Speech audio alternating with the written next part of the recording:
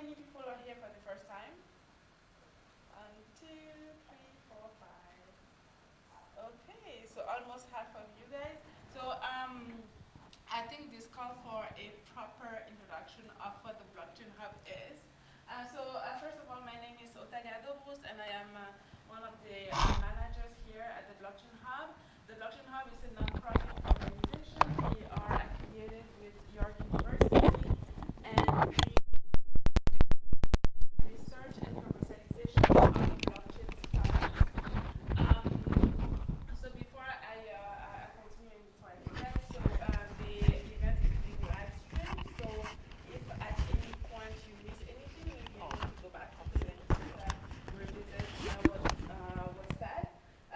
Also, if you need to, so I know we have some drinks here, but if we run out of water, we have a water fountain to my left, which is your right, over there. And also, if you need to go to the bathrooms are in front of the elevator. So the elevators are this way, to my right. So I was saying that we do education, research, and commercialization of blockchain startups. And we are better known for our educational programs, as well as for our meetups such as this, where we invite people to come in and learn about what blockchain is and what are the use cases of it, and what people are doing with blockchain. So one of those one of those organizations using blockchain is Elastos, present today. And Elastos is sponsoring this event, sponsoring the food. So I wanted to thank Nick and the whole Elastos team who came today. I think you have Nick, Clarence, and Kevin. I wanted to thank you guys for providing us with such a great learning environment. People learn better when they are actually have their belly full. So thank you so much for your business actually. So in terms of education, the Blockchain Hub has a couple of tracks that we propose to people. We have the business track, the technical track, and we have blockchain for kids. So for the business track, business track and technical track are all geared toward adults, and then blockchain for kids, as the name implies, is for kids. The business track allows people to learn about different aspects of blockchain, but on the business side. And then the technical track has to do with people who want to know how to develop using blockchain technology. We have several levels. On the business track, we have CD Pro, which is our introductory course to blockchain. At the end of it, you write white papers. We also invite a lot of industry professionals from Deloitte, from Phase Zero. We have some PhDs also who come, and they basically present you with different topics, laws, regulations, when does blockchain applies to what, when do you use blockchain, etc., etc.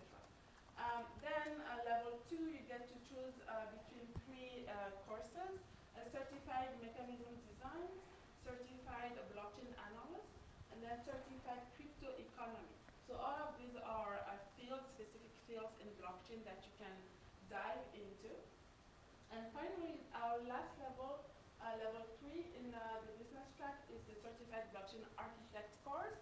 And this course basically allows you to become an architect in the blockchain field. Then on the technical track, we have an intro to JavaScript course. This is for people who have either never coded or they've coded in a long, long time and now they want to get back into coding. So this one eases you into coding.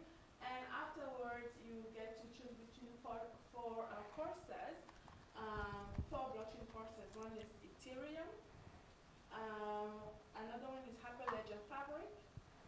This one is for the Neo blockchain platform. And finally, you have the Graphene blockchain platform, which is used by Steemit, BitShares, and so on and so forth. Finally, the level 2, we have only Ethereum right now. But what it means is by the time you're done completing all levels, you become a full stack developer. So you have backend, front-end, and full stack. And other than that, we also have workshops for professionals who wants to understand how laws and regulations apply to the blockchain industry, ICOs, cryptocurrencies, not only in Canada but worldwide, then you can take this workshop. And finally, for people who want to know how to design products using the principles underlying blockchain technology, then we have a blockchain product design workshop for you. So I think I've been talking for a while. I don't know if anybody has, all of the new people have any questions regarding our courses. Those courses free to pay? Yes. So mostly for almost everything that we provide people, we provide them for free. But courses are what we have to actually charge people for, and that's how we keep the lights on. So yes, you have to pay for them. Any other questions? All right. So with How long does each each course lasts 3 days, three intensive days, 9 to 5. And except for the blockchain for kids course, it's 1 day each, and then the workshops are also 1 day each. the price? I'm sorry? The price? The price, so it ranges between $1,000 and $1,500. And also it depends, so the more courses you take, the cheaper it gets, and also the earlier you take them. If you wait until last minute, you're going to pay the full price. If you sign up early, you pay less. So it's there are ways to manage it. So anyway, so without any further ado, I'm going to let Nick Sawson, yes? Sawson, yeah. Sawson come in and present Elastos.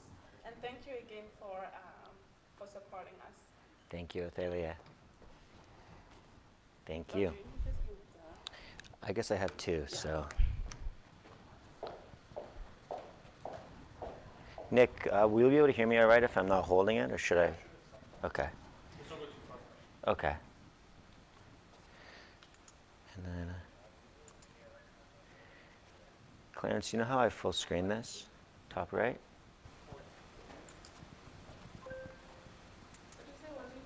I'm trying to full screen this, so it's.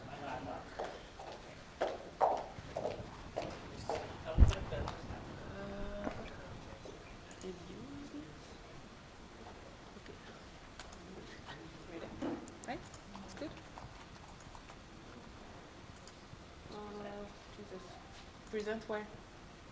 Present. I'm just asking where it is. I have Honestly, is this PowerPoint or? I have this present right here. Not sure why you don't see it. Oh, You have here, it here, right here, link? here. There we go. It's because it was full screened. We got it.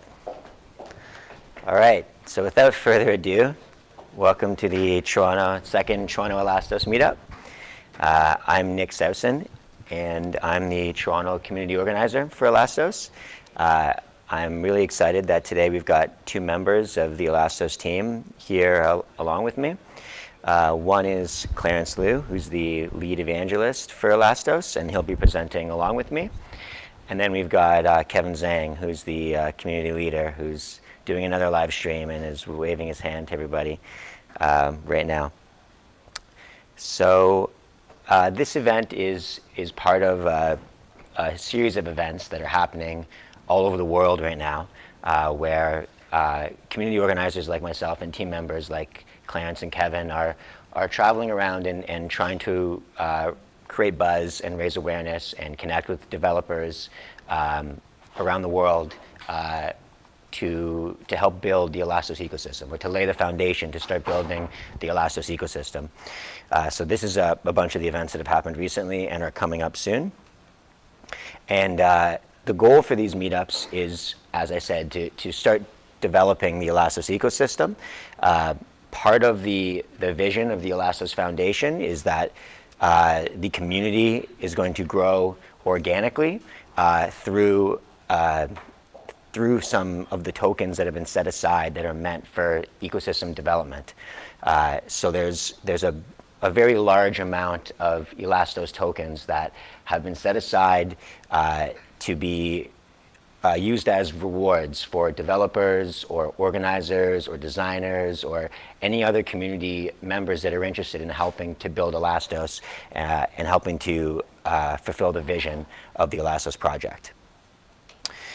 So the Cyber Republic is the name of the organization, of the community of Elastos enthusiasts.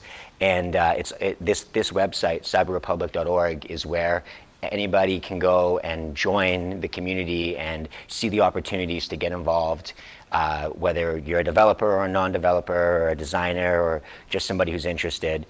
There are opportunities there to help build Elastos, and there are really a lot of rewards. This table sort of goes to show that there's, of the total Elastos in the Genesis block, half of it is being used to help build the Elastos ecosystem through the community.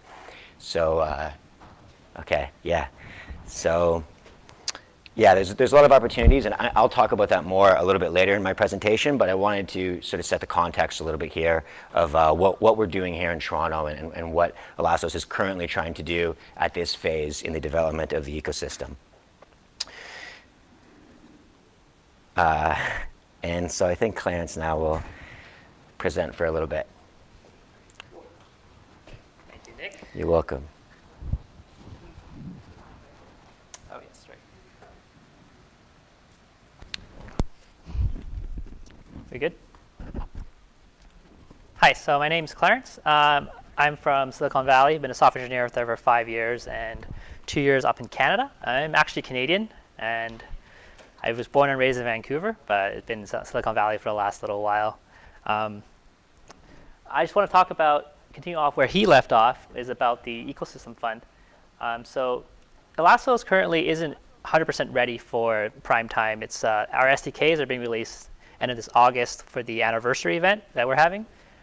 So if you look at the timeline, our open beta was in June, and then our in July we're actually starting to really reach out there and talk to a lot of the partnerships. And then this August is what I'm coming up. So that's when we're finally going to be publishing the SDKs that anyone can use to develop Elastos applications. And in December 2018, the mining will become public. So all of this is trying to build up the momentum for the CR100 project, which we'll talk about later, which is a lot of projects that will be funding with the ecosystem fund that Nick was talking about, the 15.9, I think it's 16.5 million ELA now, that's been all earmarked for developing these projects. So that shows how serious we are about promoting Elastos and building it through the community. And the whole idea is to get you guys to come together and self-organize and form teams, or talk to your friends and say, you know, you can get up to, I think we're talking about numbers up to $500,000 for a team to work on one of our projects, that one of our 100 projects. Initially, there'll be 25. And so that's leading up to 2019. Cool. And so onto the actual thing. We'll come back to this Cyber Republic thing later on. We're talking a little bit about Elastos. How many here know what Elastos is? Have heard of it? Or so? I would like to some introduction and first time. First time, yeah. Okay, cool. From the very beginning? Well, I assume everyone here knows what blockchains are. I don't think I can't really go into what blockchains are. So you know what blockchains are. That's good. So Elastos is 4 pillars, and the first pillar is blockchains and smart contracts, which are, for us, the smart contracts will be on sidechains. I'll go over that later on. Let me just go to that first right away, because I think that's where I want to start if you're just brand new, for anyone who's never heard of Elastos. So Elastos, super high level, it's POW. It's just like Bitcoin, merge, or Ethereum, POW as well. It's merge mined with Bitcoin, and that's where it gets a lot of its security from. Right now, the mainnet has already been live. It's been live since, I think, just last year. So mainnet is live. You can go to wallet.elastos.org. You can create a wallet. You can go to blockchain at elastos.org. You can see the blocks. You can see all the transactions. So it's totally live. We have a special sidechain architecture, which I'll talk about in a little bit. But first of all, before I even talk about all this stuff, I just want to talk about how do you know what smart contracts are? Brand new concept? Cool, okay. So I just want to get your mind, working a little bit. So smart contracts. So you hear that word a lot, and a lot of people don't understand what smart contracts are and why they're so cool. And so I want to talk about, maybe let's think back to what a normal contract is. Like everyone knows what a normal contract is, right? So for example, you want to mow your lawn, right? How would you do this in the real world right now? You would go to Craigslist, you put a posting up, say, hey, mow my lawn for $50, right? And then someone would come along and say yes, call you up, come over, mow your lawn, you give them $50. That's a normal, you don't even need paper and pen for that, right? That's a regular contract, you know. But if you were to write a contract on paper, it'd be mow my lawn, I give you $50. It's very simple. So what's a smart contract? How does that work in a smart contract world?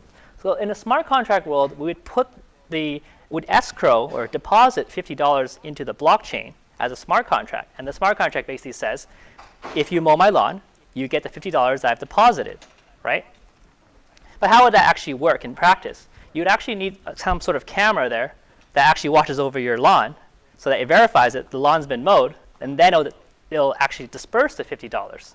So at the end of the day, you might be thinking, okay, you know, sure, on the plus side, I don't have to be home. I can deposit $50. I can go to work, and someone come along and mow my lawn, and everything's done.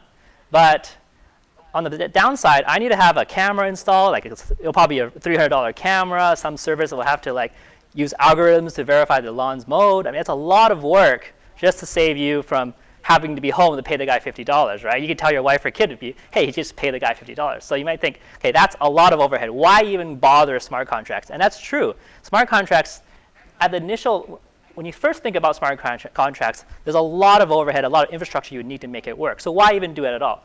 The cool thing about smart contracts is, imagine now if you had a smart home, and you gave the smart home a budget of $500 and said, hey, smart home, run yourself. Now, it can use a camera and say, my lawn's getting long.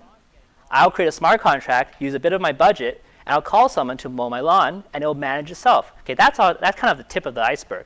So you've got a self-managing home. If the fridge breaks down, it can create a smart contract, call someone to fix your fridge. If your light bulbs need changing, call someone to switch your light bulbs, right? Your lawn needs maintenance, does that too. Now, some entrepreneur on the flip side, he can think about this and say, hey, I got all these smart homes out there that are managing themselves and offering money to do basic services. I can make a smart robot lawnmower that drives around, picks up these smart contracts, and mows people's lawn, and makes me money. I don't even have to do anything, right? And so what do you actually have here? You have robots buying goods and services from other robots.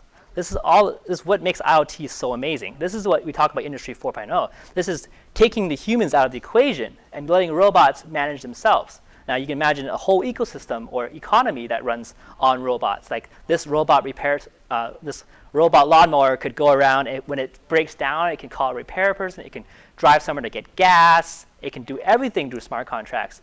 And that's kind of where the real power lies, is in making this all automated, right? This Industry 4.0 thing. And so when you talk about that, I just want to say that everything I described here, Google can do it, right?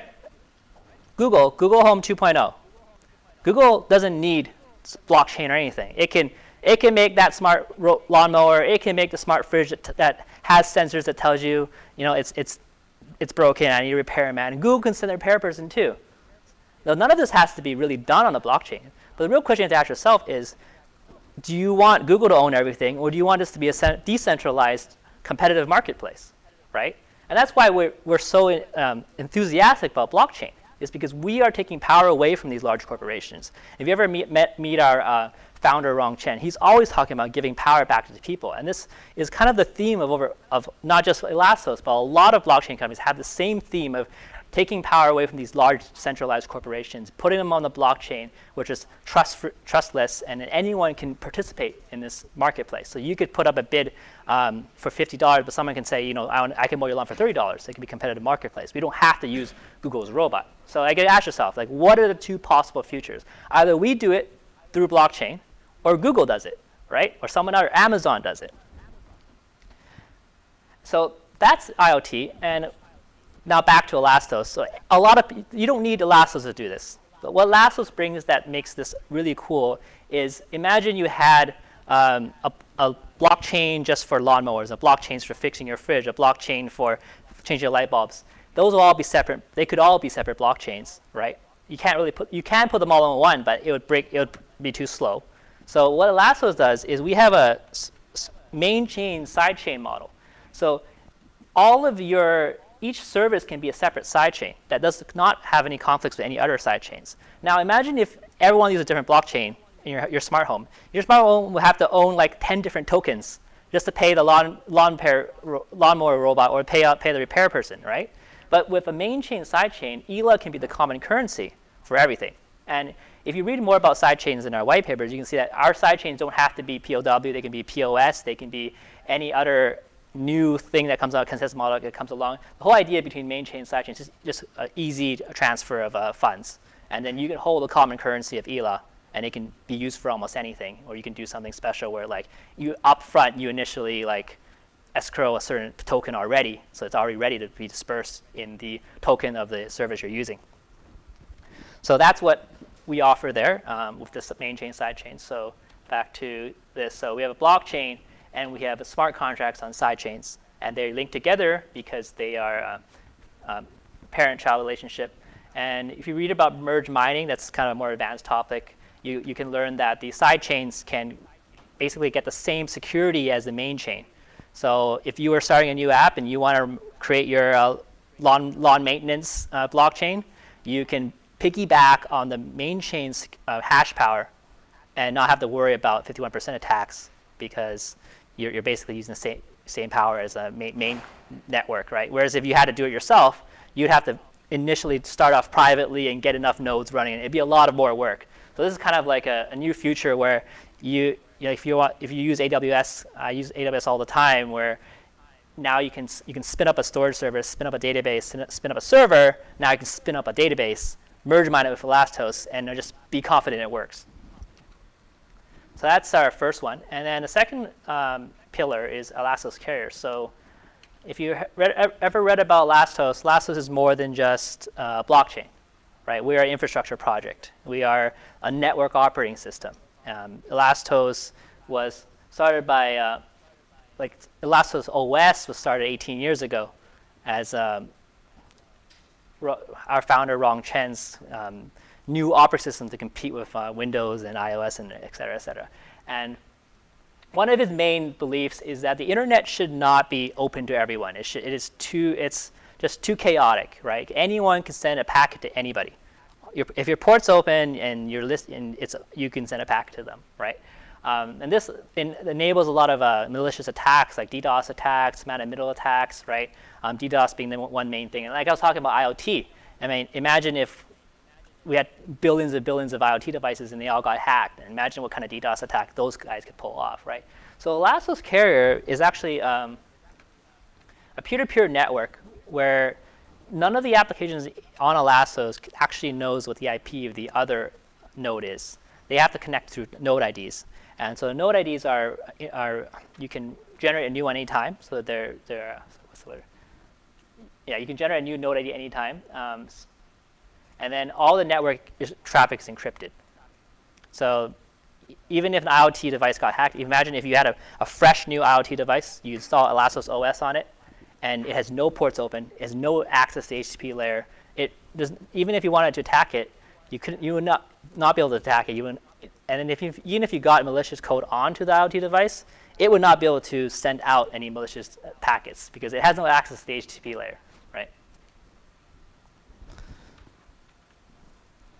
And so why even build Carrier? So that's our second pillar, right? Why even build Carrier? So I'm just talking back to, we're talking about the smart home. So you have a smart lock at your smart home. So right now, you use Google's smart lock application. You connect to a central server, right? So that's already a primary target of attack, right? Someone wants to gain access to your home. Maybe you don't use Google, you use some other third-party company that isn't as secure as Google. They attack there, they put a man-in-the-middle attack or something like that, and they gain access to your smart lock. So that's the centralized way. So that's why I want to build a carrier, because in the carrier, everything's encrypted. Everything is peer-to-peer. You don't know which route that message is going to take, right? It's going to just go through different, forwarded by proxy through different nodes all over the world. And we have the blockchain there for authentication, which is also going to be super anonymous. You're not going to be able to track down that traffic. So you can basically almost anonymously send a message from your app, and I should not say traditional app, your Elastos app, to your smart lock and not have anyone follow it. So that's cool, but think about this too. You have your smart lock connected to a centralized server. I mean, isn't that a privacy concern too? I mean, Google now knows when you're home and when you're not home. They know your behavior. They know, like, they can use that behavior to sell to other people too. They can anonymize that data and sell it to people. So that's something that also we build in a carrier for. So people can't start collecting data or tracking your data by decentralizing things. And usually I want to talk about the profiting from your own data, which is a whole another big topic, but I won't go into that. But I just want to mention too that Elastos, one of our Elastos themes is own your own data. And another thing too is companies like Google or whoever runs a smart lock, they can take your behavior data and anonymize it and sell it to other people. Whereas in Elastos, we do envision a future where you keep that data and then you can sell it to a third-party company that will anonymize it for you, sell it for you, and then you'd actually earn that money. Like now, Google's taking a cut of everything you do. Like you go online, you shop, right? You go on eBay, you go on Amazon, you shop, and all that data is being collected by these large corporations, and they're being resold to advertisers, and you're not getting any cut of that, right? But in Elastos Carrier, because everything's encrypted and anonymized, they can't start stealing that data anymore. And then what you can do is you can hoard all that data and say, I want to sell this data, right? And so now you can make money just by going online and shopping, which is awesome, right? Cool. So this is Elastos Carrier. So just want to compare it to the other, obviously other connections that you obviously know, like cell phones. Like one thing is you can rotate your Elastos Carrier node ID as much as you want to stay anonymous. I mean, TCP, changing your IP is a bit hard, but it's obviously doable, right? Cell phone's almost impossible, right? So that's one of the main security benefits. And everything else, I'm not going to go too much into. Yeah, data routing is unpredictable, of course. Cool. And Nick will now talk about the other two pillars.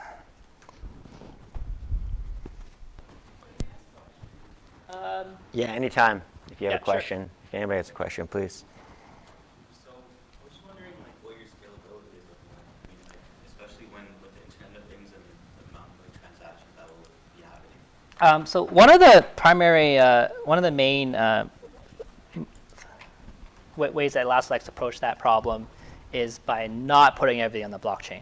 Like Elastos, I would say, is more of a get to the market first practical blockchain. There's a lot of blockchains out there that are pioneers. They're like pushing the boundaries of what you can do with POS and TPS, and that's awesome. Like, we want to work with them, obviously, right? And our sidechains, like I said, we can support those POS type systems too, which is a lot more complicated. But the sidechain can use any consensus model. So the whole idea is to use sidechains, and a sidechain can have other sidechains. So the idea too is then you can just have branching sidechains, and everything runs kind of independent of each other, right? So that's how we approach scalability: minimize what you put on the blockchain, and then also try to push technologies down the road. So right now, we're just trying to get to market first and be practical. A lot of apps, like the whole ecosystem fund, we're going to have real apps in people's hands next year. And a lot of other blockchain projects can't really say that. They're just pushing the envelope, which is awesome. But eventually we might take some of their ideas and use it ourselves.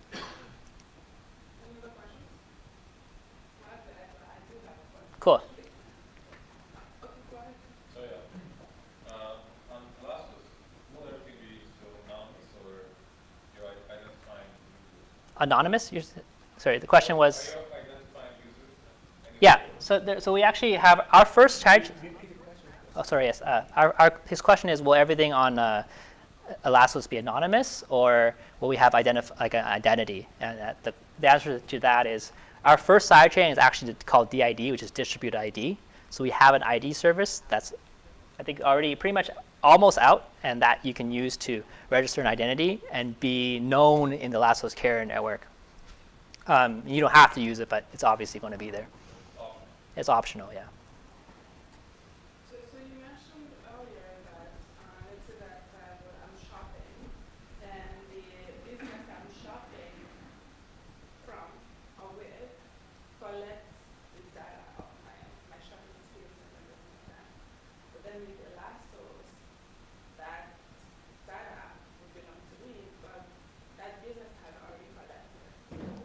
Right. Well, Is Elastos? okay. So her question is, so with she's saying that with the current shopping websites, when you browse a website, they're already collecting that data, right? And then with Elastos, how does that prevent them from collecting that data? I think another thing is, so it's tracking cookies. Of course, they actually can collect you as one data point, a single person on their website, right? But with Elastos Carrier, we're not going to allow the, we have a new browser called Elastos Trinity. So that whole idea is to totally be anonymous, where every single session can't be connected together through tracking cookies or your IP. A lot of the big things people they use is they use their IP, right? You hit one website, they got your IP. You hit another website, that's your IP. But with Elastos Carrier, everything's anonymous. So everything's a random node ID. You can flip your node ID as much as you want and be as many different node IDs as you want. So I mean, they could try to aggregate data, but they'll never be able to trace you back to one person. So it'd be less useful for them. Whereas you know everything you did, right? From Brave? I'd say we're about the same as Brave, to be honest. Like we have there's a lot of companies that actually do. Actually, Kevin, so one of our partnerships we're actually talking to is a company that's doing literally what you're saying. Literally what I'm saying, which is trying to let users profit from their own data by offering this type of service. So and they're competing with us too. And there's a lot of companies that are competing with us doing kind of the same things. Like I said, Elastos is trying to be first to market, and there's going to be a lot of competition. Another question about the KYC. You collect data from the person who's doing your service, and what about practically who's giving you the money? All of them go to the process of KYC, right? And your client. So you don't want to deal with the criminal activities and so on. You have to know the person that's with you. Your servers are program which you utilize to identify the visitor. Oh, so You have to do it, right? if your concern is about KYC and how we can stop, sorry, yeah. So the question is, how do we do any KYC for to stop like criminal activities or tracking, right? Is that correct? Yes. I mean, that's kind of a global problem that all blockchains kind of have. There's actually certain blockchains that are completely focused on being anonymous and allowing this type of malicious criminal activity. And there's companies like Elastos which is saying the onus is up to the app developer whether or not they want to do the proper KYC. Elastos is just a platform, and we're decentralized, so we're kind of we don't have any skin in the game, right? We just offer the service, right? If you build a shopping application, it probably would serve you the best, if you did proper KYC on people, right? But that's totally up to them.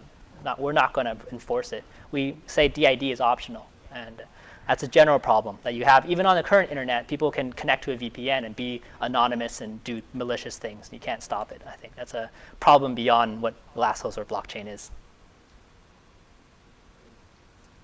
Any other questions? All right. Cool. All right. So I'll continue talking about Elastos, and if anybody has questions while I'm talking, please put up your hand, and I'll hopefully see you. And there'll be more time for questions at the end as well. So I'm going to talk about a few things, the third and fourth pillars of Elastos. The third pillar being the Elastos operating system and runtime, and the fourth pillar being the SDKs, the software development kits. And then I'll talk a little bit about community governance and the Cyber Republic, which we talked about a little bit at the beginning. So the Elastos operating system and Elastos runtime is what powers the Elastos Smart Web. By utilizing Elastos Carrier and by utilizing Elastos blockchain, Elastos is able to create a more secure internet that runs on top of the traditional internet through runtime and the Elastos operating system. And this is one of the big benefits of running apps and of using Elastos. So the way the Elastos operating system and runtime works is you can have the Elastos operating system running as a base operating system on hardware devices. And this is an example of one of those devices. This is an Elastos TV box. These are being co-produced between Elastos and I think the company is called Shiyu TV in Shanghai. And so by utilizing Elastos Carrier, this company is able to reduce their operating costs because they don't need centralized servers where they're storing their updates. They can have them transmitted through the Elastos peer-to-peer network. And so this saves operating costs for the company, and it also protects the privacy of the users, as we were talking about, because you own your own data and it's not being tracked. So this is an example of Elastos being used as a base hardware operating system, and this company, which is just launching these TV boxes, they're launching hundreds of thousands of them each month, and they expect to have over 1 million of them shipped by the end of 2018. So Elastos can run as a base hardware, base operating system on hardware devices, or it can run as a runtime environment through a virtual machine on top of other operating systems. So Elastos can run on Windows, Elastos can run on Android, Elastos can run iOS or OS X, and the way it does this is through virtual machines. And what this allows is apps that are made on Elastos can run on any one of these devices. And so if you're a user of Elastos, you can be confident that your Elastos app that runs on your Android phone, you'll also be able to interact with your friends who are running on your iPhone or on Windows or on desktop or wherever. So that interoperability between different operating systems is a benefit of Elastos and a key feature of Elastos Runtime. So the fourth pillar of Elastos is the SDKs, which are the software development kits. And these are mostly released, but the ones that aren't are supposed to be out by the end of August. And so the software development kits are what allow developers to build apps in Elastos or to port their apps into Elastos. And they can be done in C++ or in Python or in JavaScript. And so that's a positive for developers who are considering Elastos as an ecosystem to build their apps. The fact that they can run on any platform also means the fact that an app developed on one platform can run on the others will reduce development costs for developers, which is another important benefit of the SDKs and the interoperability. And then protection from piracy is one of the big strengths of Elastos and building in the Elastos ecosystem. Because everything is authenticated by the blockchain, any communications that happen and through the peer-to-peer network, any communications and any transmissions that happen within the Elastos runtime and within the Elastos operating system have to be authenticated. And what that allows you to do is ensure that man-in-the-middle attacks, as Clarence mentioned, man-in-the-middle attacks aren't happening, DDoS attacks aren't happening, spam isn't happening. It can also protect developers because they can ensure that their code isn't being changed and isn't being hacked and having their apps stolen and pirated. And one way that Elastos can do that is by hashing the code that so if a user is in Elastos and they're running an app, the code will be hashed against the developer's version of the code. And if there's a difference there, then the Elastos runtime can lock them out, can lock out those users, and that can prevent piracy and it's what helps make the Elastos ecosystem more secure, both from a developer's point of view and from a user's point of view. So yeah, that's another big benefit of Elastos. I'm going to talk a little bit now about the community governance and the Cyber Republic. So we touched on at the beginning how the Elastos Foundation, ELA tokens, slowly to the community to be distributed by the community. So an organization is being built called the Collective Governance Committee, or a team, I should say. A committee is being built called the Collective Governance Committee. That's going to be made up of elected members of Elastos, elected members of the Elastos community, who will help steer the usage of these funds, and who will work in the best interests of the community to ensure that the Elastos ecosystem is being developed in a way that benefits the whole Elastos ecosystem. And so the Cyber Republic is the vehicle through which community members are able to sign up for tasks, to register events, to join teams. If you're a developer and you want to contribute to the Elastos ecosystem, the Cyber Republic, anybody can sign up for it now and go online, and you can look at, there aren't too many on there right now, but soon there will be quite a few opportunities for tasks and for projects to join into. And so developers, though Clarence mentioned earlier that there's going to be 25 projects launching at the end of the month with significant amounts of US funding. And any teams, developers that are interested can go in there, sign up, and make a pitch as to why they should be helping to develop them. I just want to add to that too is that right now it's beta, so the hard launch is going to be at this end of the month, and that will be a total new facelift. If you go there now, there won't be much there, like as Nick said. But once we do launch it, there's a whole new design coming out. I just wanted to actually even just do a sneak peek of it, actually, because Cool. so you can understand. This is full screen, right? I flip. Okay.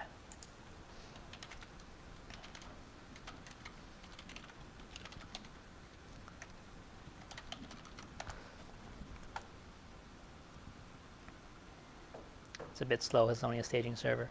But in here, if any of you, I guess no one's here is too familiar with Elastos, but one of the main problems is documentation. So there'll be a lot better documentation.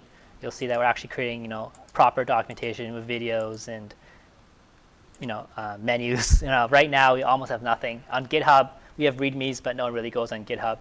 Another thing too is we're calling out the actual core components and actually giving documentation about that. And then the team search and a project search would be similar to just what you're seeing here, is being able to create teams, kind of like a party finder in a video game where you can list your, your skill sets and look for teams.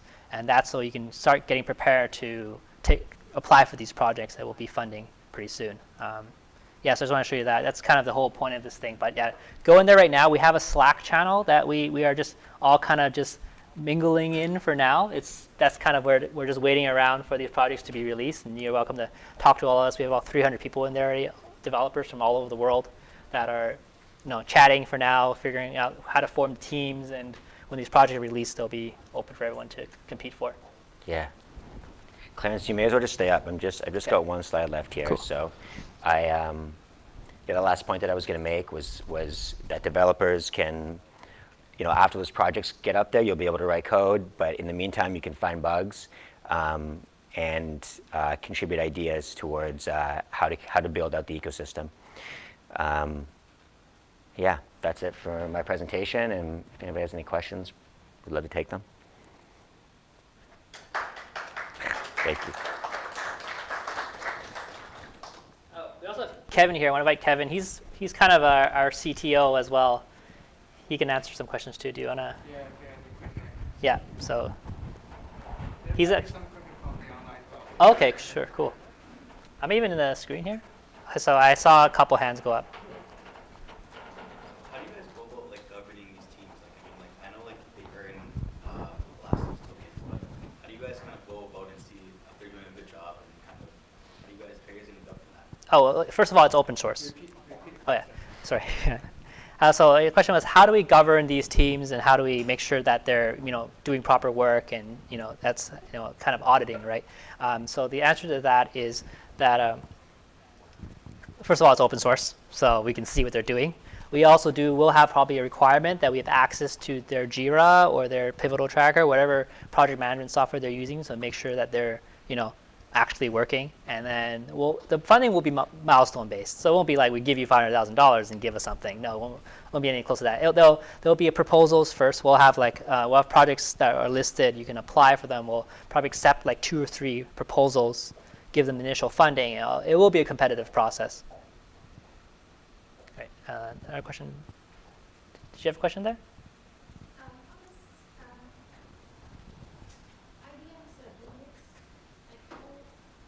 Sorry. IBM's what?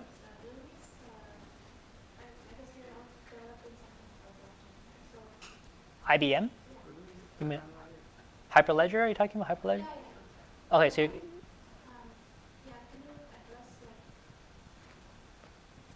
the similarities Okay. So the question was, can you talk about IBM Hyperledger and what the pros and cons versus Elastos is, right? So yeah, Hyperledger is actually super popular and super mature. I think Hyperledger is more for private enterprises as they approach blockchain. So this is a whole different, larger topic. So when it comes to Hyperledger and enterprises have unique requirements. They typically need privacy. One thing about blockchain is it's public. So if you can't have your transactions be on the public eye, and every transaction really is public, then you have to do something like Hyperledger.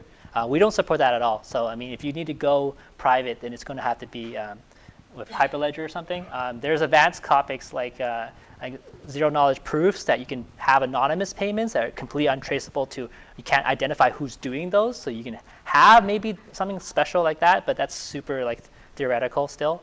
We have just not really in the wild. So I'd say we handle two different cases, and we don't. They are very. They would be much more competitive in the enterprise space than us. So did you say that you're launching your first app next year? Yes. The question is, did I say if we're launching our first app next year? There's a lot of things going on. We have a lot of partnerships going on. Actually, can you jump back to my slide? Sure. Maybe we can. So just a few of our. Like we already have a new. So let me take one step back here. So apps SDK is being launched in August. To directly answer your question, SDK is end of August. We're going to have some teams building some of our CR100, Cyberpublic 100 projects. We also have partnerships with other companies already to build apps, and those will probably be ready early next year as well. There's a whole ecosystem, and we're actually trying to build something kind of like I was saying, like a cloud service or a platform as a service. So kind of a turnkey solution, so that we'll have a service layer where apps, traditional app developers can migrate to Elastos pretty easy. I'd say if you're blockchain savvy, we're kind of similar to Blockstack or EOS in that sense, where they already have these services ready for you. We're trying to build the same thing, but we're building them at the same time. We're building the API service layer at the same time as the apps themselves. So yeah, early next year. And you already saw the TV box, so there's going to be some things out there already.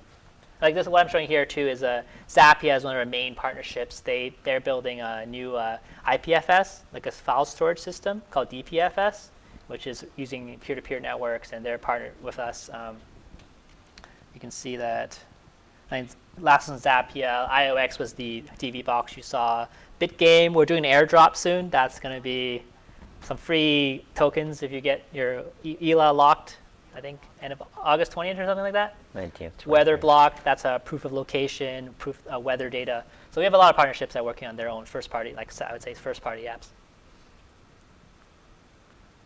There is one question from online, and the question was, how is the project marketed to the developers?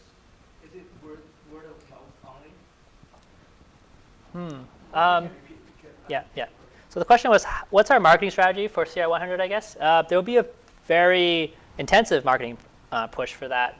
I guess I can say that we are stepping up marketing. I know Elastos marketing has been pretty slow in the past, and it's because we don't really want people to come to Elastos and not have anything ready for them, right? That you really only get one chance with people. So as these SDKs come along, as we have apps finally come online, then the marketing push is going to be a lot faster. We actually did sign a marketing agency up, a 6-person dedicated team for actual public PR advertising, and they'll be, they just started this early August, so they'll be kicking in high gear soon. After the anniversary, there'll be a larger push for marketing, and the CR100 will be one of the main things. It'll also be on the Cyberpublic website and the main Elastos.org website. There'll be a link to the CR100 where you can see all the projects, and they're fairly detailed. We already have about 80 projects written up. I think we'll pick 25 best and go with those first. The user base of Elastos? Oh, so the question was, what's the user base of Elastos? We don't have any apps yet, so pretty much zero. Yeah. Well, how much money do you invest in so far? Oh, how much money? Money was invested in the work. Okay, the question is how much money was invested in Elastos? I mean, Nick might even know better than me in terms of. I mean, that's a tricky question because the Elastos project has many facets and it's been around for a long time. I think the initial investor was Foxconn invested in Elastos as an operating system. That's before the blockchain, yeah. Yeah. I think so. We had ICOs earlier, so we did raise money through ICOs. I think a private sale and a public sale. So that's how we initially invested. I don't know how much money was raised off the top of my head. I think. Yeah, we had an ICO already. You were lucky before 2018. Sorry? You were lucky before 2018. Yes, true. Yeah. Yeah, that's why we were recently, like we were ranked 74 as high as I saw, and we're now in the hundreds now. But yeah, we were pretty lucky.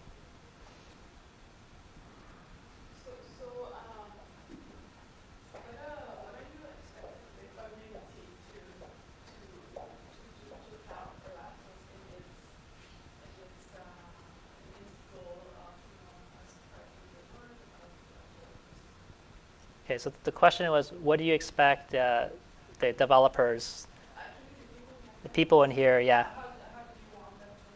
Yeah, so the question is, how do we want you guys to contribute to Elastos?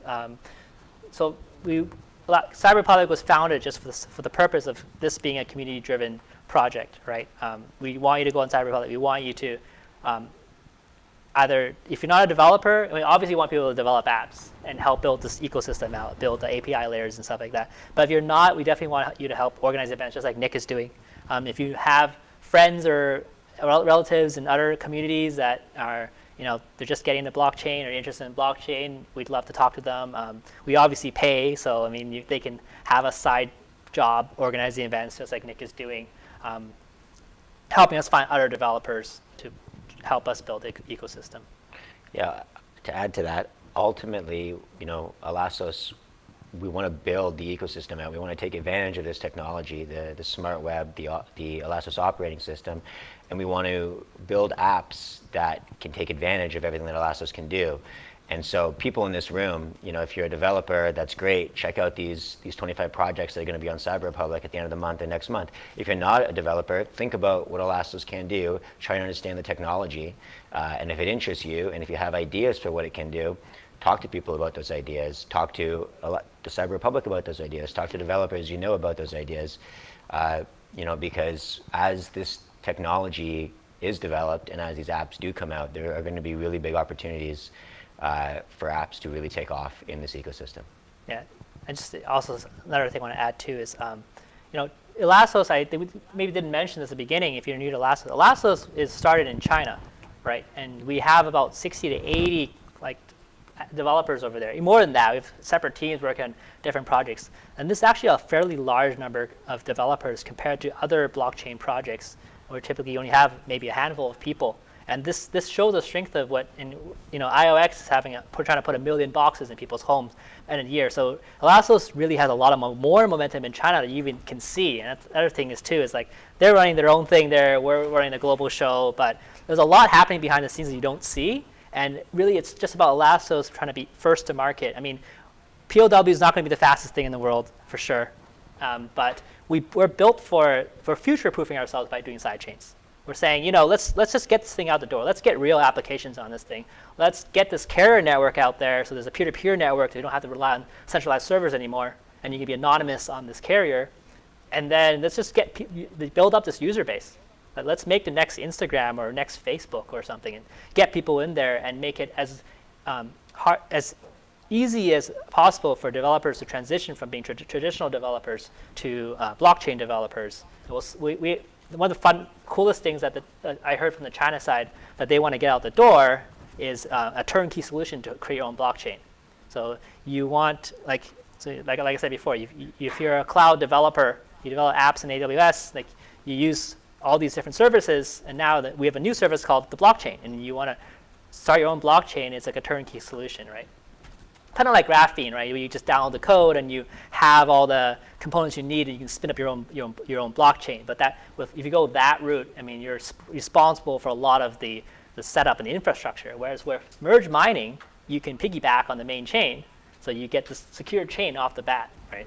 So it's really cool. Sorry? Oh, so the question is, what's the base coding language? So everything's in C++ and C at a low level, and we're trying to. I'm more of a JavaScript engineer, so a lot of the newer API layers will be written in JavaScript. I think Go is the other primary language. So say JavaScript, C++, and Go are the main languages that we'll be supporting. That will depend on SDK. So eventually we're going to support all the languages like Python, Golang, whatever language we're going to support. Because it's kind of SDK. Yeah, so Kevin was saying that we'll eventually support Python and Go and all these other languages just based on demand. Another question? Before I ask this question, just a clarification. I understand that Elastos is in a way an interoperability solution as well by allowing people to create branches or side chains that are based on the same main chain, right? Is that a correct understanding? Yeah, so it's an interoperable. So the clarification is, yeah, is an interoperable solution. It definitely is. It's. So my next question would be, interoperability is a big thing, and I expect there's going to be a lot of copycats. Is there anything, does your CTO think there is a potential for patenting any sort of an interoperability solution? Or is there no room for patents there? It's just a race. So the question is there? He's asking, does our CTO think, Rong Chen, think there's any room for patenting any of our technology or interoperability technology? The answer to that is no. It is, like you said, it's going to be a race. Our code is open source. Someone could take it and create their own Elastos network and find another big mining pool partner like we did with Bitmain and spin up their own Elastos, right? It's really about getting to market and getting users. I mean, at the end of the day, if you're going to develop an app and you're going to choose which blockchain platform you're going to develop on, do you go over the one with 500,000 users and 1 million devices already out on the market, or are you going to go with a new blockchain that doesn't have anyone yet, right? That's the question. It's which foundation are you going to use?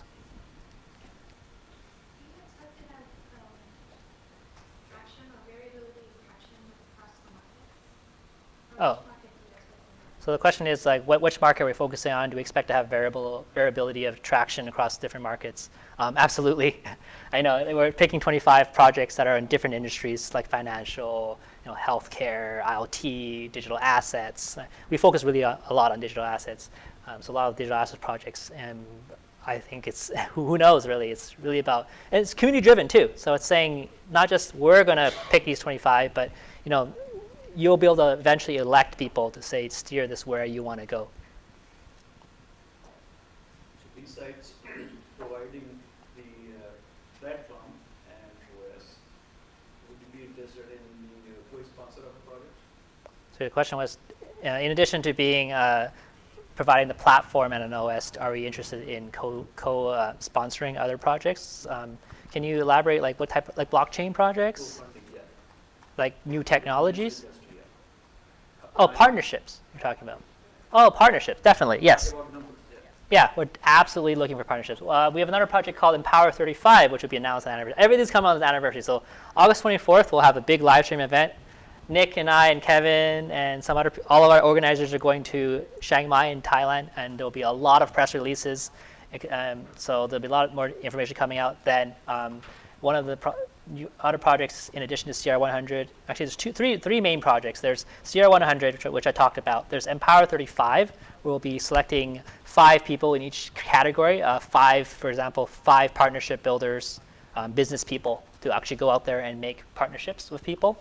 5 developer leaders, 5 community leaders, et cetera, et cetera. So that's definitely something we're pushing for.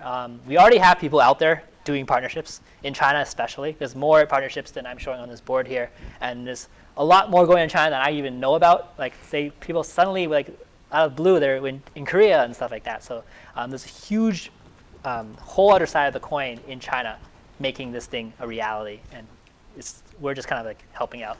So I'd say that's definitely happening. 18 years. The question was, how long has it been in the making? And my understanding is that Rong Chen, the founder, started developing the operating system 18 years ago when he left. Yeah, there's a pretty good story. Actually, I actually have a slide in here. So you can just read this, and I'll just like kind of point out the main concepts here. Oh, I deleted this one. The San Diego meetup. Damn it, I don't have it here. Okay, I don't have it here in front of me. But I can pull it up right now. Do you have the San Diego meetup? Yeah. Cool, okay. So, 90s base, sorry? the base of the Elastos. Yeah, the story is that, so Rong Chen, our founder, he's ex-Microsoft OS core engineer from a very long time ago, in the 1980s, I think? Yeah, like 90s. So yeah, 1992, sorry. Yeah, so in 1992, Rong began work at Microsoft Research. So he's one of the very first, he worked in original operating systems, and he's extremely talented. He's like pretty much a genius in his field. And he, in 2000, he went back to China to build a Chinese operating system to compete with the other big giants. And unfortunately, that didn't work out. They got funding from Foxconn and things like that. So but he built a huge team over there.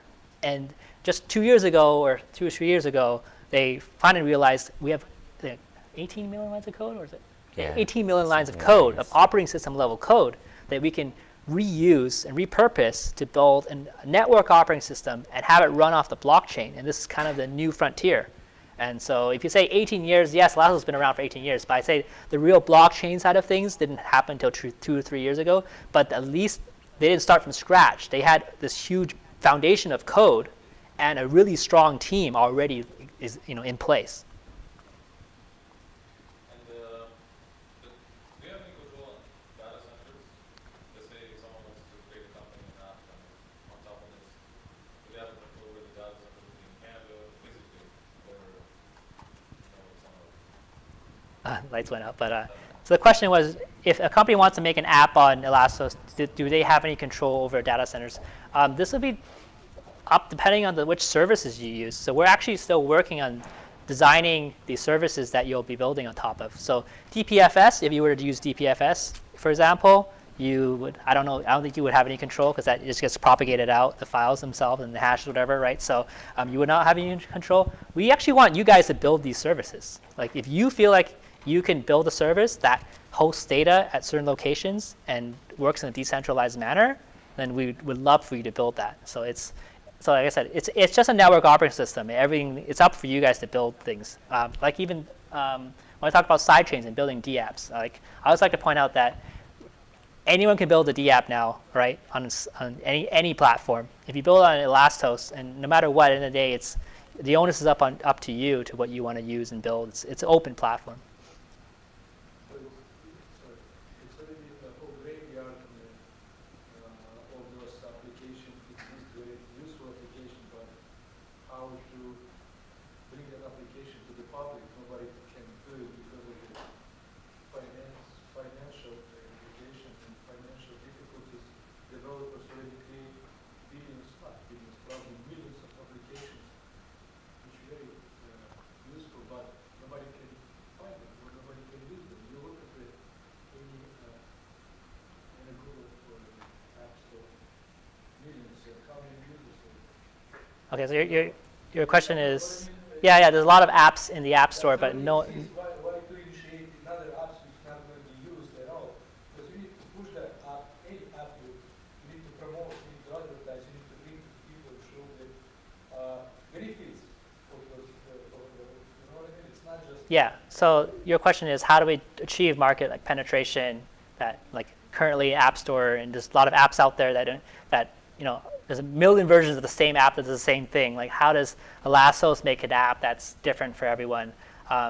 So I mean, obviously there's security, which is the Elastos carrier, devices that are less susceptible to attack, right?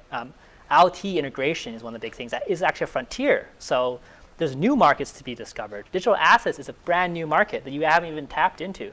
So let me talk a bit about digital assets too. So digital assets, and that's one of the main features of Elastos, is in Elastos with DID, we'll be able to, we already have partnerships too, that you can digitize an asset like a movie and sell it. And you only have that one copy, so it's unique and scarce. And so for example, you can make a movie and only release 10,000 of these movies, and they can only be put on your device, and you can turn around and sell it, which is kind of cool, but not amazing. But if you think about digital assets in video games, for example, cosmetic items and things like that, people nowadays are growing up with a lot of the younger generations, digital assets like cosmetic items in the video games or the microtransaction video game model now. Kids are growing up where they're used to this concept of digital assets being worth money. And Rong Chen likes to say that we haven't really even there'll be future unforeseen business models that will arise from digital assets, and especially by scarcity. So what I mean by scarcity is with Elastos, because everything's hashed on the blockchain, there's only going to create limited copies of something, right? So a famous celebrity could create 5,000 limited edition trading cards. And I'm used to baseball cards, which were worth a lot of money, but nothing can stop me from copying a baseball card, right? And pretending I have a real baseball card. But it's still not from the real authentic source, right? And it's the same thing in the blockchain. We can track the source and identity. So if you created 5,000 trading cards, they'll be tracked. There'll only be one copy of that, and that can be worth money and things like that. So there'll be this whole economy of digital assets that we hope that will happen in the future. A lot of video game blockchain projects are working on the whole video game digital assets, where you can play a video game and create digital assets in that one video game and take those digital assets and move them elsewhere, right? And that's all new markets and new frontiers and how we can do that. So that's one thing. Another thing is security. Another thing too is, like I said before, about trying to earn, not only owning your own data, but profiting from your own data. I think if your friend has an eBay app and your other friend has an eBay app, but your other friend's eBay app earns him money just for shopping, which one are you going to use, right? So that's another cool thing. Is if you actually get this thing working where you own your own data, you can profit from your own data, there'll be a lot more newer apps, like a just new generation of D apps that actually allow you to earn money from your own usage or participate in blockchains. So that's another thing. I'm going too fast maybe. Another thing too is you'll find a pervasive new business or way to earn money in blockchains is to stake. So that's proof of stake models allow people to stake a certain amount, invest a certain amount in a project, and if their investment can earn them rewards later on. So you can have apps that actually work in that kind of sense. This is kind of digressing a little bit, but a lot of these ideas are being pioneered for one of our not sister project, I would say one of the projects that one of our founders are also working on, like called the Newton project, and they're also working on these type of concepts. So I'd say there are a lot of frontiers to be broken, a lot of apps that have features that you've never seen before. Monetization, any plans for monetizing on your platform? Sorry, the question was any plan. How Elastos is going to make money? Okay, so the question was how does Elastos going to make money? So we do, of the mining that we do, about 40%. You know what I mean. How much of the inflation goes back to Elastos, Cyber Republic? 1.2%. 1.2. So totally inflation rate is 4%. It's 4, yeah. Right. But one-third of that to the Cyber Republic. So Right. that's equivalent to 1.2%. So Elastos is a token, right? It's a utility token, right? A cryptocurrency. And as it's mined, some of that currency will flow back to Cyber Republic to earn it money. And also, Cyber Republic, with the whole idea is as we push out more digital assets, that creates market value, pushes the value of Elastos up. So the whole idea is that as Elastos is worth more and more, this inflation is going to be a lot more money in terms of USD, I would say, in terms of fiat. So hopefully as Elastos grows and accelerates, so will our funding coming back from that return inflation. Any numbers you can put on Elastos? No, I can't talk about pricing. No, I'm not even allowed to talk about that. But I can just say that there's a lot of stuff that we haven't seen, even I haven't seen come out of China. It always surprises me. So it's a surprise to everybody. I'm talking about the ICO. Obviously, you put the value, the fiat value on the Elastos. Sorry, I'm not following. If you raise the ICO, you put some dollar value on your last coin. Oh, yes. Well, Okay. it actually wasn't. You own your coin worth right now, token. If you went on CoinMarketCap right now, I think it's $5 and something. Six something. Six something. Yeah. But the ICO, it was for Ethereum. You bought Elastos using, I think, Ethereum or Bitcoin, so it wasn't a fiat to. Yeah. Sure. I think our high point was like 90. It was like $90. Yeah. We're It was down above to 80. 6. And that's pretty much the bear market for all cryptocurrencies. Elastos taking a bigger hit. I don't go into this. There were some other issues, so yeah. Yeah. But with the anniversary coming up, it should be pretty good. And once you get real apps, I think that's another thing is, I mean, we're still the top 100, and really, I think the next few years will really show who's really going to get to market or not. And really, we won't be the only one with actual apps in the market for sure. But I think there'll still be only a few handful of us. Another question over here. So the question is, what are our competitors? I would say the big ones are EOS, which is POS, which is very fast. And I guess that comes down to, once again, execution, getting to market first. Right? EOS has a lot more money than we do, and can they get to market? They also have penetration in China. Right? They have a different model, though. We're using sidechains. So we're trying to make, I think at the end of the day, it's how easy do we make it for developers, how much to build apps. And still, I think another big point about EOS is to run a node, you need like a 32 gigabyte server or something like that. But for us, I think it's like a 16 gig or 4 gig server, so it's a bit easier to get things up and running. Yeah. Is there a valuation model, or can you tell us like some of the factors that affect the price? Oh, I can't talk about prices, not really. No, sorry. Any of the factors that would, Sorry? any of the factors that would affect the price, let's say? I would, one of them is, so the question is, can I talk about price and what factors affect the price? I mean, I can't talk about price too much.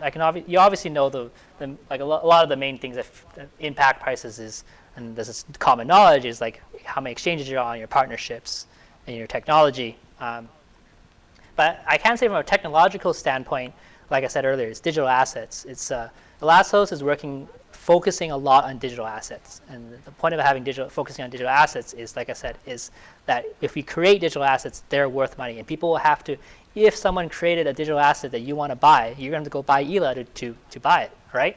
So it's kind of like a GDP kind of thing. We produce all the stuff, and you can just do it. Like that trading card thing I was going to say. It's like we can make an app where it's like Instagram, where you can take a photo, get proof of location on the blockchain. There's proof of location is a different kind of thing. You get proof of location, proof of identity, right?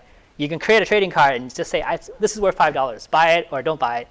It's in my wallet and I'm going to sell it for $5, right? If you're a celebrity, someone's going to buy it, maybe, right? Someone will pay $1,000 for it. A movie too. If you film a movie and it becomes popular, you're going to buy it. Another cool thing about digital assets that maybe people haven't thought about is collectible items. Let's say there's a movie, a cult classic, right? Or maybe this movie came out, it really sucked, and they sold 10,000 copies. But then 10 years down the road, like you find out there's some crazy drama in the tabloids, and the producer got murdered, and all of a sudden this becomes a cult classic, and now that your copy that you only have 10,000 of is worth 100,000. And it doesn't matter if people can copy, because someone can point a camera at your screen and copy it, right? The point is, on the blockchain, with your identity and all that proof, you have an authentic copy. It's still worth something. I think that's kind of the cool frontiers that we can still approach. There's one guy called Jason from online. He's from the film studio. He asked why wouldn't the movie producer use Elastos versus traditional methods. Seems like only digital assets will solve the online privacy problem. So you can answer this question. Wait, say, Yeah. you're saying the question is why would Wouldn't the movie producer use Elastos? so why wouldn't an Elastos, a Hollywood producer use digital assets? Yeah, versus the traditional method. I think the only competitor that is Netflix, and that's the thing. It's like, why wouldn't they use Elastos? I think it would be silly not to use a blockchain technology. I wouldn't just say Elastos. I think it's to be more general here. The whole idea of digitizing assets, videos, movies, anything, any work of art is for fight privacy is almost a no-brainer. And also people do generally like to support the artists. I mean, I grew up downloading MP3s myself, but you kind of feel bad. And in those times, the CD was $12. We wouldn't pay that. But now I use Spotify. I don't mind paying $10 a month, right? It's all about the price, right? It's all about convenience. Anyone can still rip music off even Elastos makes an Elastos music player, and you can buy songs for $10. No one's going to pay that. They're going to just rip it no matter what, right? It's all about keeping the price low. So the main competitor is Netflix or Spotify, where I will pay that $10, right? So if the movie producers want to take back control and say, I want to actually go back to selling copies of DVDs, but not real DVDs, digital asset DVDs or copies of a movie, they have to pick a price point that makes sense. It got to be $1 or 25 cents, right? And then you'll say, okay, I wouldn't mind paying $10 to always have access to this movie authentically. I'm never going to get sued, right? You know, that's another thing too. Maybe 10 years down the road, there's some really cool technology that lets people track all the pirators, right? And what if the lawyers come after you? Okay, in that case, I wouldn't mind paying $2 for a movie versus getting sued $5,000, right? You know, right now it's pretty easy to pirate stuff, but who knows down the road, right? It might be better to own a legit copy of something. Question? I know you're talking about like digital assets and also like kind of like the weather or something like that. So how do you guys really? I know you guys are differentiating yourselves based on that. So how do you see what's one advantage of using you guys for digital assets over say an Ethereum smart contract or even for like an Oracle like say like using like the weather network or something like that? How would they better integrate with you guys rather than using traditional like Ethereum or another platform? It's kind of multiple questions in one there. So you're saying generally, like why would like the weather network use us? Why us versus Ethereum for smart contracts? I mean, let's do that one first. So Ethereum definitely would not want to use nowadays. It's already proven itself to be not scalable, and they're working on their own like state channel things like POS solutions or off-chain solutions. That they have to go that route no matter what. So if they do pull that off, I don't really have an answer if we're going to be better than them. I think we'll have to work on our own like scaling solution as well. Now, our scaling solution is sidechains, and it's either sidechains or state channels, right? You got two choices, and you pick either one, and you just kind of bet all your money on one other one. But at least with sidechains, we can take one of our sidechains and say, okay, state channels is winning. Let's take one of our sidechains and make this like a state channel thing, and make it like POS or make it super fast. And then you can have like Elastos the main chain, and then this other secondary main chain, and then everything gets built off that because down the road, we realize that's the way to go. Who knows? I did one question back there. Have like something like a trial model or like, you know, can say without ever seeing the problem and see the solution and makes it more. Sorry, are you asking, do we have like demo code or? Something like a trial or demo or something to just play with or just to see. Yeah, so the question is, do we have like demo code or something to play around and to get started? We do. We have our testnet up. I think at the bottom of the link. I wish we have two sets of slides here. So there's a public testnet link there.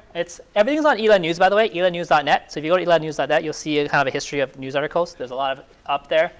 So on July 26th, there was a post on the testnet launch. So that lets you spin up your connected testnet and run your own code as a testnet. We have some demos already in our, so go to GitHub/Elastos. You see a lot of projects in there. It's a mess, I know. That's why we're creating Cyber Republic, to organize all that. But you'll find some demos in there, like a car demo or a native app demo that just got released and some other things. So I'd say wait a little bit. Wait till the August release. Wait till we launch our new Cyber Republic website, because we'll have a little more documentation there and more getting started guides and things like that. Do you have access to the slides? Yeah, we could just share them later. But if he has your email, he can just share the slides. We got the testnet. Actually, one of our team members, he has a series of YouTube videos online that he goes out on his channel and once a week. He actually introduced how to use exactly right now, how do they use the testnet, how you can launch the machine yourself. It's a video series, pretty cool, so I really recommend you to watch. Time. 8:36. Oh. Any more questions?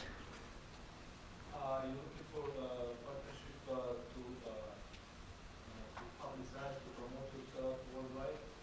I see the slides right there. You just focused on Southeast Asia predominantly. It's obviously population-wise and as well as technology advantages. It's advantageous countries.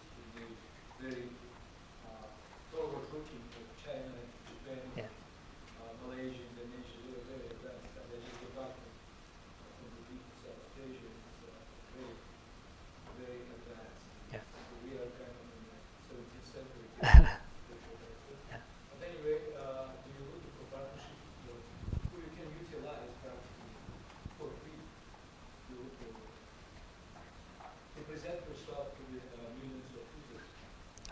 So your question is, are we looking for partnerships for advertising? But that, what was the last thing you said? Are for free? What'd you say? Are we looking for people to help for free? Yes. So are we looking for people to help advertise for free? No, you're going to advertise yourself, you're going to promote yourself. Just review the application, which is Messenger. Oh, so are we looking for messengers? Yeah, we're looking for organizers. So if you want to help advertise. Why not? We can sit down and talk. Oh, definitely. Yeah, we're looking for, like I said, we did sign up a marketing agency just recently, and we are also planning a U.S. tour. So after we get back from, we didn't even put up, another one just got set up as Atlanta, like September. We're in Boston now, September 12th to 14th for Token Fest. We're in Atlanta right after that, and then.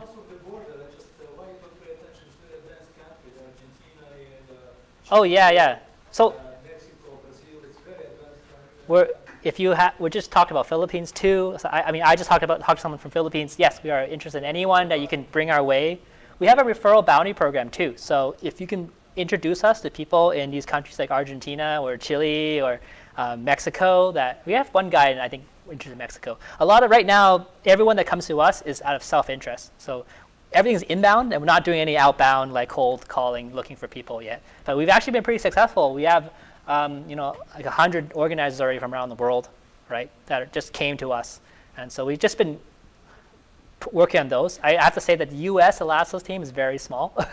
We don't have enough time to process all these people and screen them, so we're working on that. And yeah, if you want to chat later, I'd love to hear about like where you can help out. And we wouldn't have to do it for free. We do give ELA for referrals and organizing events. And if you're people you know that you introduce can do events, I mean, they wouldn't be working for free either. So we should probably set aside some time to chat a little bit if anybody wants to have. So maybe we'll take one last question. Yeah, I'm supposed to be the last person. All right, let's hear it. So, what kind of reception did you get in India? Oh, so India. Sorry. So I think the question is, what kind of reception did we get in India? We went to the VVIT, Vitigunner. I don't know how to pronounce that name. It's near Hyderabad. So we just had two organizers that gave a presentation to about 50 academia professors there at the VVIT Institute. I think we're going to be planning another larger event in Hyderabad. So we just started. A lot of these places are just super exploratory. Like I would say, like in Europe, that's our first Europe tour. In Shenzhen, that will be our second meetup there. Bangkok first, Singapore first. Like everywhere is just the first time we're touching base with people. Right now, we're trying to just get a feel for the market, for the audience, by just only advertising in our internal channels and just seeing who currently already is interested in Elastos before pushing out for people to the general public, which we're going to do down the road. So second part of the question is, what do you know about SDKs that also is needed from China? Sorry, the question was, do I know about SD chain? Sorry, I don't know that one. Do you know, Kevin? SD chain. It's like sand, like SD chain.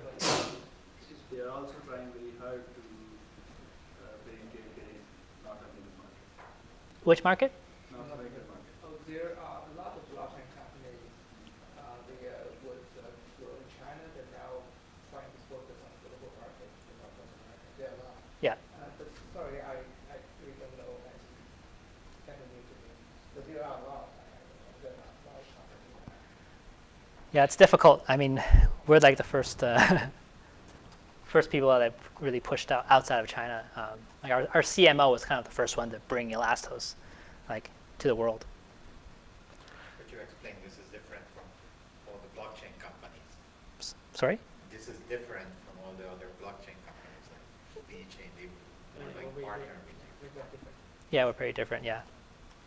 Cool. All right. So I think we'll wrap it up, and if people want to come and talk to us or introduce themselves, we still got some time for that. If anybody wants the slides or the slides that I have over here. Sorry? Going back to right here? Or was it there? So Athalia's going to take a picture of this slide, but otherwise, If you guys want the whole decks, join the Elastos Toronto meetup group on meetup.com, and I'll send out a link for everybody on there. And yeah, You can send a presentation. I'll send a link. I'll send a link for the presentation. All right. Yeah. And yeah, thank you everybody for coming. It was good to have you here. Great. Thank you. All right, Cool. thanks. Yeah.